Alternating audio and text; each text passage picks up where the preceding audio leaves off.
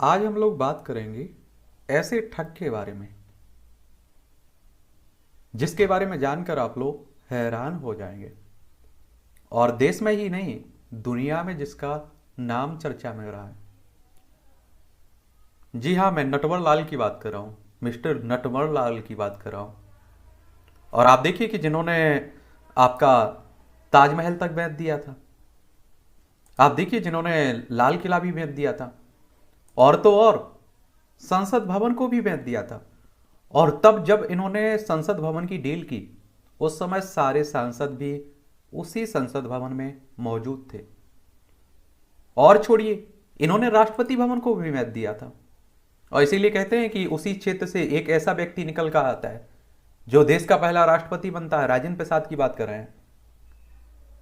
और राष्ट्रपति भवन और संसद जाते हैं, और उसी क्षेत्र से एक ऐसा व्यक्ति निकल कर आता है बिहार में कि जिसने, आप देखिए, उसी संसद को और राष्ट्रपति भवन को बेच के रख दिया। और जब चोरों की बात होती है या इस तरह के डीलरों की बात होती है, तो मुझे लगता है नटवर लाल की बात जरूर होती होगी। और आजकल के जो भी छोटे फोटे इस तरह के लोग हैं, उन्हें नटवर लाल से सीख लेनी चाहिए। और आप देखिए कि इतना एक तरह से मास्टरमाइंड कह सकते हैं आप लोग। आपकी स्क्रीन पर उनकी फोटो भी दिख रही होगी, दिख रही है, ये नटवर लाल की फोटो है।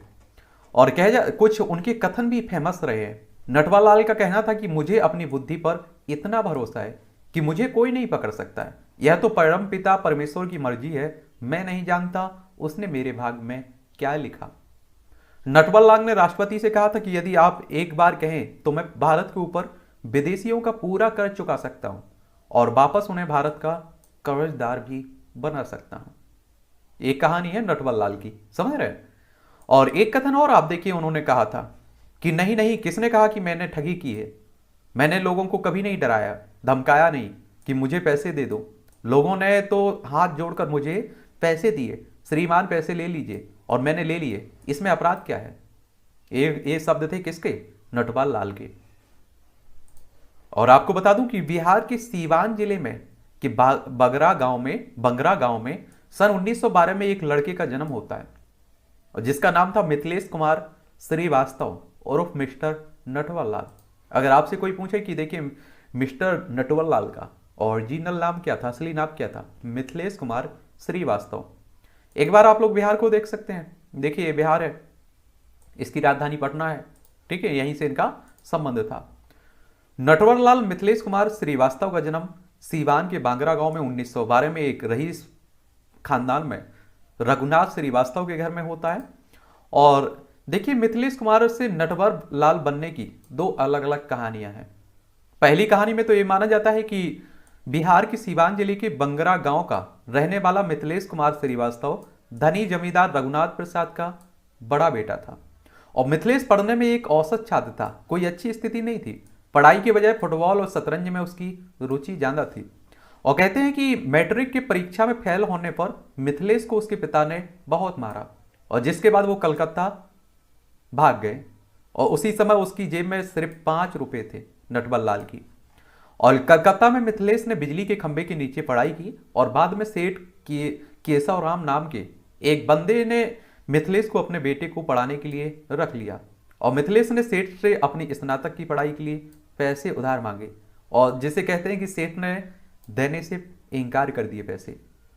और सेठ ने इनकार करने से मिथिलेश इतना चिढ़ गया कि उसने रुई की गांठ खरीदने के नाम पर सेठ से 4.5 लाख ठग कर लिए।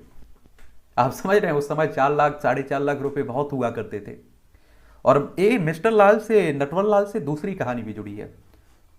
कहा जाता है कि एक बार मिथिलेश को उसके पड़ोसी सहाय ने बैंक ड्राफ्ट जमा करने के लिए भेजा।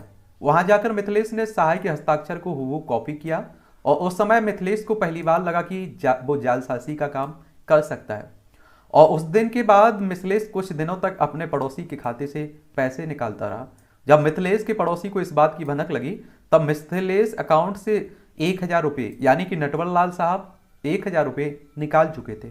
पता चलने के बाद मिथिलेश कलकत्ता चले गए, और वहां जाकर कॉमर्स से ग्रेजुएशन किया, साथ ही शेयर बाजार में दलाली का काम करने लगे।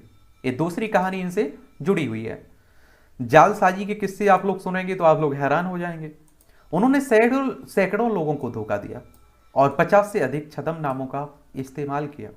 वह हमेशा ठगी के लिए शहर बदलता रहते थे और लोगों को धोखा देने के लिए उपन्यासों से पढ़कर आइडिया इस्तेमाल किया करते थे। ठगी ने नटवर लाल इतने शातिर थे कि उसने 3 बार ताजमहल, 2 बार लाल किला, 1 बार राष्ट्रपति भवन, 1 बार संसद भवन तक बेच दिया था। क्या आप सोच सकते हो, राष्ट्रपति राजेंद्र प्रसाद के फर्जी साइन करके नटवर लाल ने संसद को ही बेच दिया था। और जिससे समय संसद को बेचा गया था उस समय सारे सांसद भी वही मौजूद थे। कहते हैं कि नटवर लाल के 52 नाम थे, उन्हीं में से एक नाम था नटवर लाल। और सरकारी कर्मचारी का भेष धरकर नटवर लाल ने विदेशियों को ये सारे स्मारक बेचे थे। और इनकी ठगी पर मिस्टर नटवर लाल फिल्म भी बनी चुकी है जिसमें अमिताभ बच्चन ने इनका रोल निभाया हुआ है। वह प्रसिद्ध हस्तियों के हस्ताक्षर भी बनाने में माहिर थे, हूबहू। समझ रहे हैं आप लोग। और यह भी कहा जाता है कि उन्होंने कई बड़े उद्योगपतियों को भी धोखा दिया था। वह एक बड़ी रकम नगद उनसे कहकर लेता था और वह एक सामाजिक कार्यकर्ता भी थे। और उसने कई दुकानदारों को लाखों रुपए का चूना लगाया। दुकानदारों से बड़ी संख्या में सामान लेकर उन्हें नकली चेक और डिमांड ड्राफ्ट द्वारा भुगतान करता था। दिल्ली का कनॉट पैलेस सुरेंद्र शर्मा की घड़ी की दुकान थी। एक दिन सफेद कमीज और पैंट पहनकर एक बूढ़ा आदमी घड़ी की दुकान में जाता है और खुद को परिचय तत्कालीन वित्त मंत्री नारायण दत्त तिवारी का पर्सनल स्टाफ DN तिवारी के रूप में देता है और दुकानदार से कहता है कि प्रधानमंत्री राजीव गांधी के दिन अच्छे नहीं चल रहे, इसलिए उन्हें पार्टी के सभी वरिष्ठ लोगों को समर्थन के लिए दिल्ली बुलाया है और इस बैठक में शामिल होने वाले सभी लोगों को वो घड़ी भेंट करना चाहते हैं। मुझे आपकी दुकान से 93 घड़ी चाहिए। और दुकानदार को पहले तो इस आदमी की बातों पर शक हुआ, लेकिन एक साथ इतनी घड़ियों को बेचने की लालच से खुद को रोक नहीं पाया और ये दुकानदार भी फंस जाता है। और आपको बता दूं, देखिए, लालच आदमी के अगर मन में आ गया तो उसका लुटना तय होता है। अगले दिन वो बूढ़ा आदमी घड़ी लेने दुकान पर पहुंचा। दुकानदार को घड़ी पैक करने की बात कहे, एक स्टाफ को अपने साथ नॉर्थ ब्लॉक वो जगह है जहां प्रधानमंत्री से लेकर बड़े बड़े अफसरों का ऑफिस होता है, ले गया। वहां उसने स्टाफ को भुगतान के तौर पर 32,829 रुपए का बैंक ड्राफ्ट दे दिया। 2 दिन बाद जब दुकानदार ने ड्राफ्ट जमा किया तो बैंक वालों ने बताया कि वो ड्राफ्ट फर्जी है। उस समय आप सोचिए कि 32-33 हजार बहुत रुपए हुआ करते थे। ठीक है। फिर दुकानदार को समझ आया गया कि वो बूढ़ा आदमी नटवर लाल था। और इसके बाद वित्त मंत्री VP सिंह तो कभी वाराणसी के जिला जज का नाम तो कभी यूपी के CM के नाम का, पर नटवर लाल अलग अलग शहरों में दुकानदारों को चूना लगाता रहा। और आप देखिए कि नटवर लाल ने 9 बार गिरफ्तार किया गया था नटवर लाल को, लेकिन हर बार वह जेल से भागने में सफल रहते थे और उसे जालसाजी के 14 मामलों के लिए दोषी ठहराया गया और 113 साल की सजा सुनाई गई थी। लेकिन उसमें से आप देखिए मुश्किल से 20 साल जेल में बिताया उन्होंने।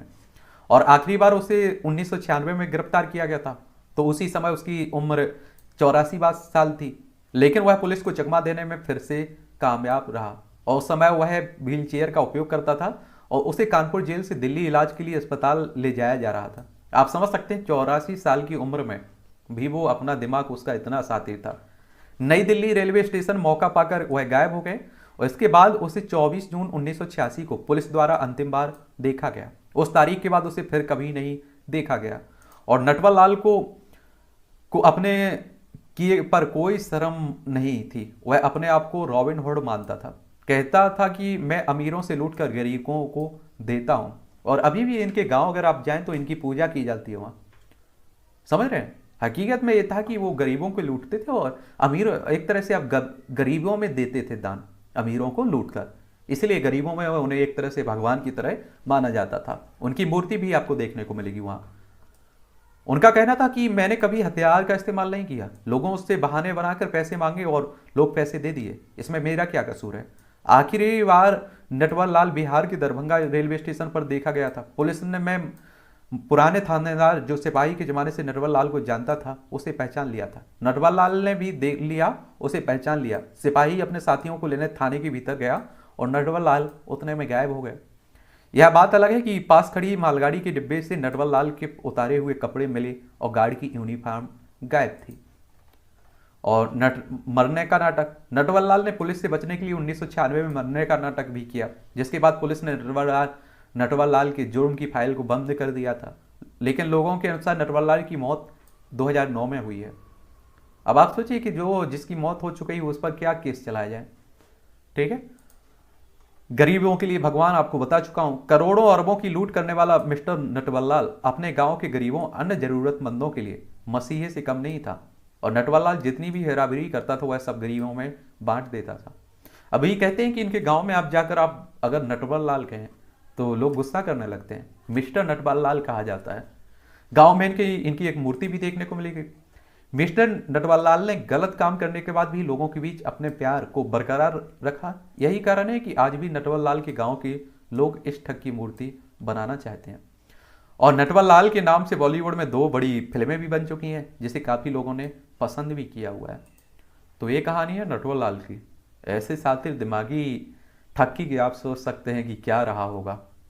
आप सोचिए कि आप समझ सकते हैं कि मतलब ताजमहल बेच दिया, लाल किले को भी बेच दिया, और तो और राष्ट्रपति भवन भी सेल कर दिया, संसद भवन बेच दिया। और उस संसद भवन बेचते समय आप इतना भी सोचिए कि उस संसद भवन में सांसद भी सभी उपस्थित थे। कुछ तो दिमाग रहा होगा किसी तरह का, तो आप समझ रहे हैं। चलिए खैर, आप लोग एंजॉय करिए, ऐसे ही व्यक्तियों के नाम आप लोग बताते रहिए, हम लोग बात करते रहेंगे, उन पर चर्चाएं करते रहेंगे। ठीक है।